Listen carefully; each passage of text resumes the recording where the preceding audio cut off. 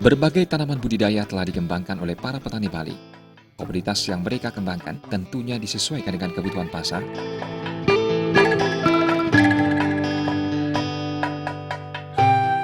dan kecocokan unsur hara tanah. Hampir di setiap kabupaten kota di Bali, para petani telah mengembangkan berbagai jenis tanaman budidaya.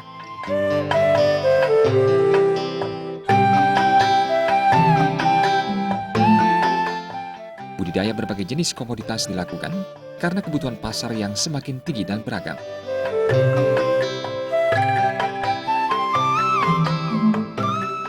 Para petani juga selama ini tidak menemui kendala yang berarti. Aktivitas masyarakat Bali, baik itu di bidang pariwisata maupun bidang lainnya, sangat tinggi.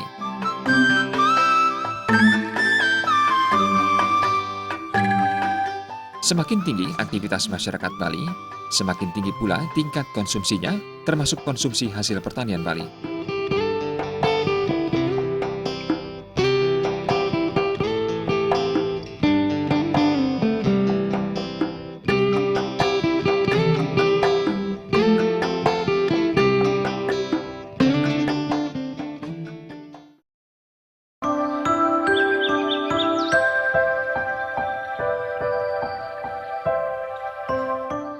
Salah satu jenis pertanian yang selalu dibutuhkan untuk menunjang kuliner Bali adalah mentimun.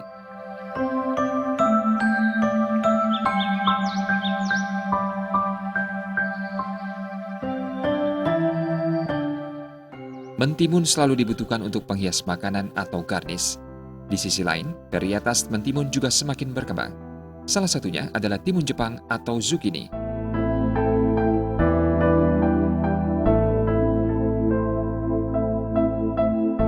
Zucchini, yang lebih dikenal oleh masyarakat dengan sebutan timun Jepang, sebenarnya merupakan sejenis labu. Zucchini mengandung kalori, protein, karbohidrat, serat, kalsium, fosfor, vitamin B, C, dan niacin.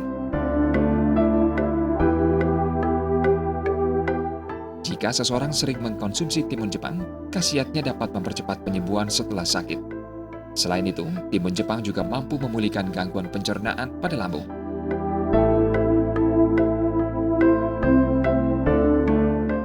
Timun Jepang mulai banyak dibudidayakan di Bali.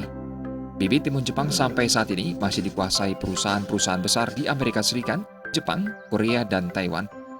Hal tersebut menyebabkan kebutuhan bibit timun Jepang di Indonesia masih didatangkan dari luar negeri.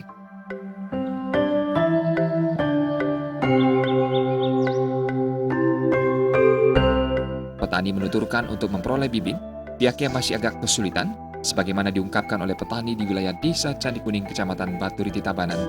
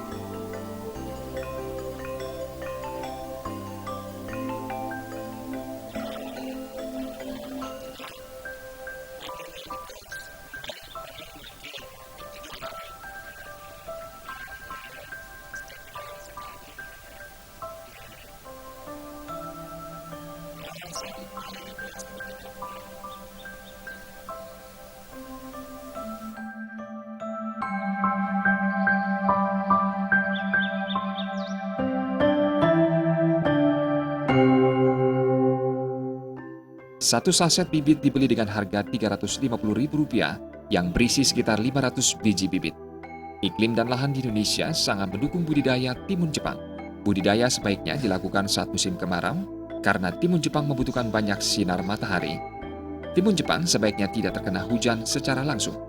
Jika memasuki musim hujan, timun Jepang harus dinaungi atap.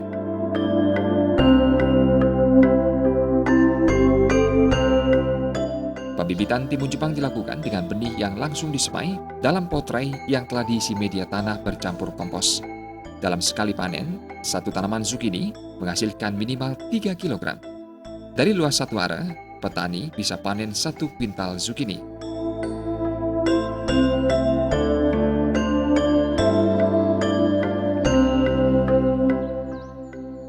Timun Jepang dijual dengan harga berkisar Rp15.000 hingga Rp25.000 per kilogramnya. Petani bisa memperoleh pendapatan kotor Rp1.500.000 hingga Rp2.500.000 dalam sekali panen. Panen dilakukan 3 hari sekali dan pohon bisa bertahan hingga 6 bulan sebelum dilakukan penanaman ulang.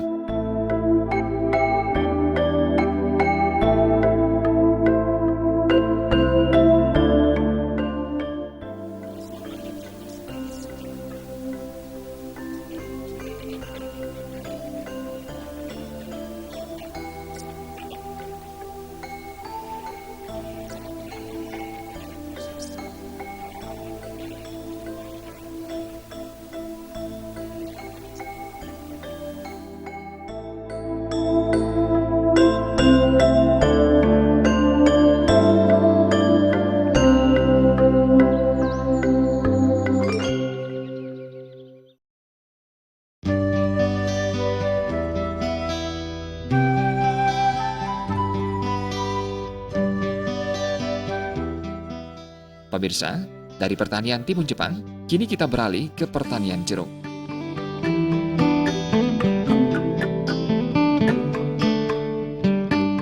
Tingginya kebutuhan upacara di Bali menjadikan jeruk semakin laku di pasaran.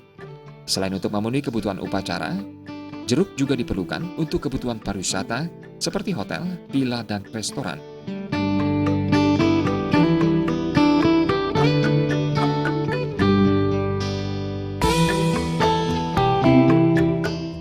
Petani jeruk di wilayah Beloksi dan Kabupaten Badung menuturkan, selain menjual buah jeruk, petani juga mengembangkan pembibitan jeruk.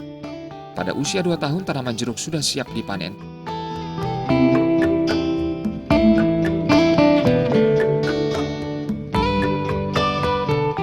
Beberapa komponen perlu diperhatikan dalam pemeliharaan tanaman jeruk, yakni lahan harus tetap bersih dan gunakan pupuk kandang.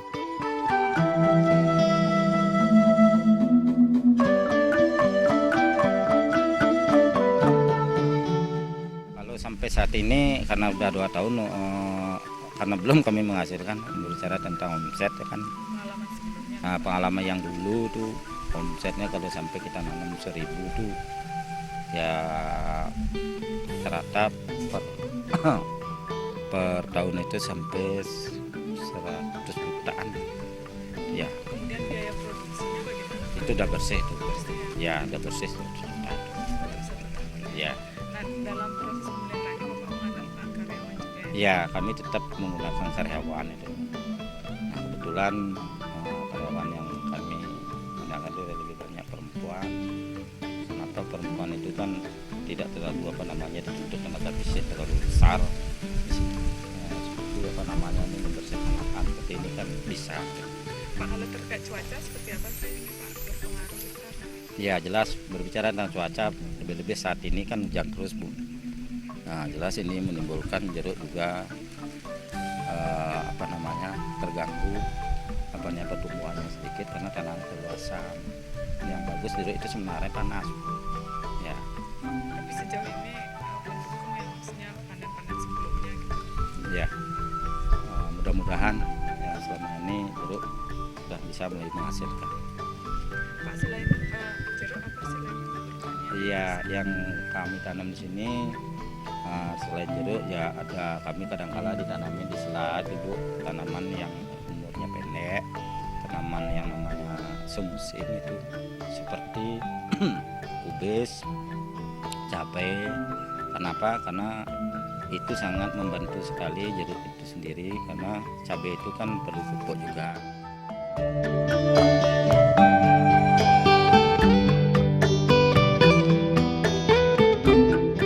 Selain bergeliatnya pertanian jeruk, di sisi lain petani juga kerap mengalami kendala khususnya dalam pemasaran. Jeruk memang selalu dibutuhkan oleh pasar, namun petani hanya bisa menjual melalui tengkulak.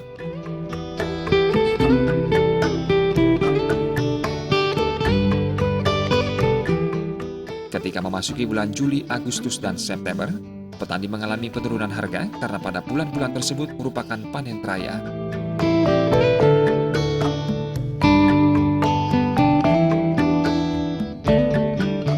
Di luar bulan-bulan itu, petani bisa menjual hasil produksinya hingga Rp16.000. Namun ketika memasuki musim panen, pada bulan-bulan tersebut, harga menurun hingga 40%.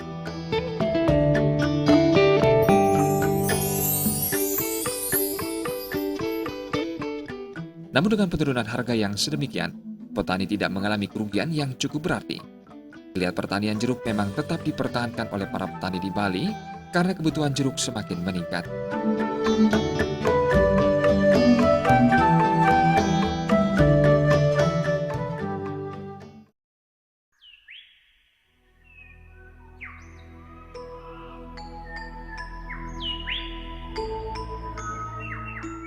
Selain kebutuhan upacara dalam bentuk buah-buahan, berbagai kebutuhan upacara lainnya juga sering menjadi acuan para petani dalam memilih tanaman yang hendak dibudidayakan.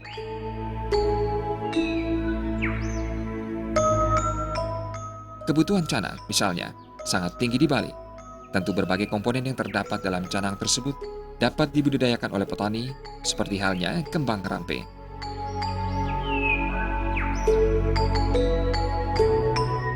Kembang rampe yang berasal dari daun pandan telah dikembangkan oleh masyarakat Cibang, Kabupaten Badung. Kebutuhan masyarakat terhadap kembang rampe cukup tinggi.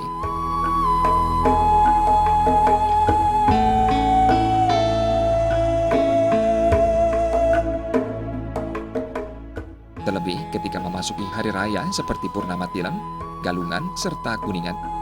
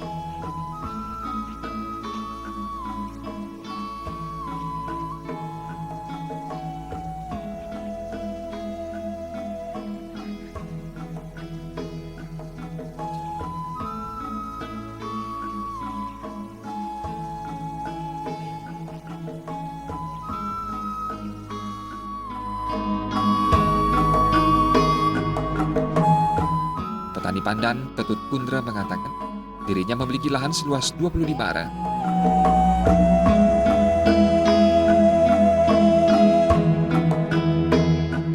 Selain lahan milik sendiri, Ketut Kundra juga mengontrak lahan untuk mengembangkan pertanian pandan.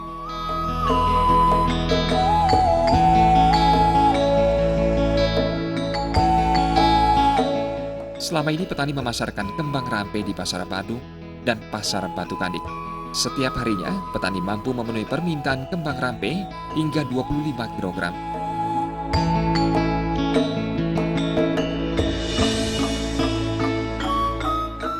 Pandan dihargai Rp7.000 per kilogram. Jika menjelang hari raya seperti Purnama Tilam, Galungan, Kuningan, dan Nyepi, permintaan meningkat hingga 100% dari hari-hari biasa.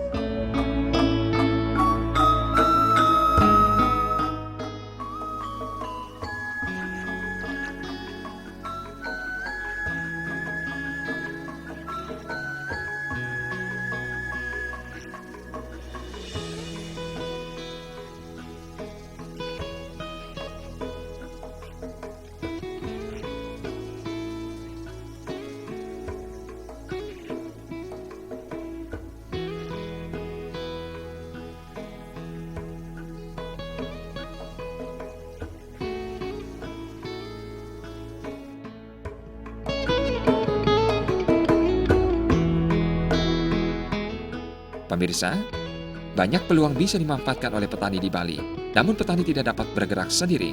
Semua pihak termasuk pemerintah diharapkan membantu petani untuk memajukan sektor pertanian.